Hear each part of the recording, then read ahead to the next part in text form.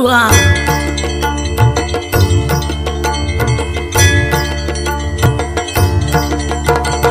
ஆறுபடை வீடும் அருள் வழங்கும் முருகா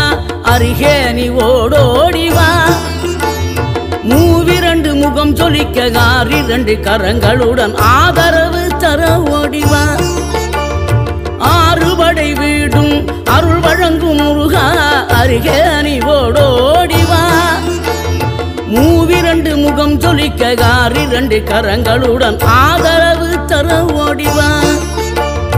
ஈசன் மகனே என்னை காக்க இங்க